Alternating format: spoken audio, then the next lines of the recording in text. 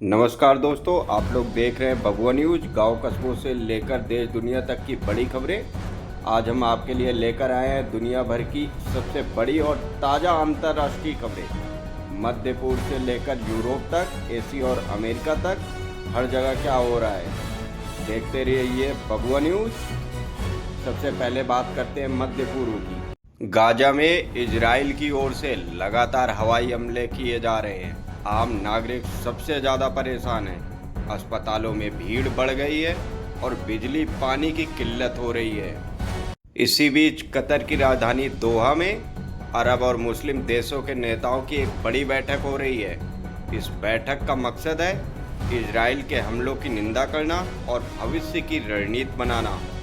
इस पे ईरान, तुर्की, सऊदी अरब और कई मुस्लिम देशों के नेता शामिल हुए हैं। लेबनान सीमा पर हिजबुल्लाह और इजराइल के बीच झड़प की खबरें आई हैं। गोलीबारी और रॉकेट हमलों की वजह से सीमा इलाकों में दहशत फैली हुई है। कुल मिलाकर मध्य पूर्व में हालात बहुत नाजुक हैं और ये संघर्ष पूरे क्षेत्र को अस्थिर कर सकता है। अब बढ़ते हैं यूरोप की ओर। यूक्रेन ने रूस की एक बड़ी तेल रिफाइनरी पर ड्रोन से हमला किया। इस रिफाइनरी का इस्तेमाल रूसी सेना के ईंधन सप्लाई में किया जाता था। हमले के बाद आग लग गई और आसपास धुएं का गुबार छा गया। इसके जवाब में रूस ने अपनी हाइपरसोनिक मिसाइल का सफल परीक्षण किया है। यह मिसाइल बेहद तेज है और किसी भी देश की सुरक्षा के लिए खतरा मानी जा रही है। यूरोपियन यूनियन के देश यूक्रेन को मदद देने पर विचार कर रहे हैं। हथियार और फाइनेंशियल सपोर्ट बढ़ाने की तैयारी चल रही है, लेकिन अंदर ही अंदर यूरोप के कई देश इस जंग से परेशान भी हैं, क्योंकि इसका असर उनकी अर्थव्यवस्था पर पड़ रहा है। यानी रूस यूक्रेन युद्ध अब और खतरनाक मोड़ ले रहा है। अब बात करते हैं एशिया की। चीन और अमेरिका के बीच एक बार फिर बातचीत शुरू हुई है। इस पे टैरिफ, चिप सेक्टर और टिकटॉक पर चर्चा हो रही है। अमेरिका चाहता है कि चीन अपने चिप उद्योग में अमेरिकी कंपनियों को जगह दे, जबकि चीन सुरक्षा कारणों से इसे टाल रहा है।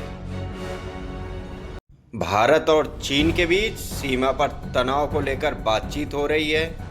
दोनों देश कूटनीतिक स्तर पर बातचीत करके शांति बनाए रखने की कोशिश कर रहे हैं। जापान ने रक्षा बजट बढ़ाने का ऐलान किया है।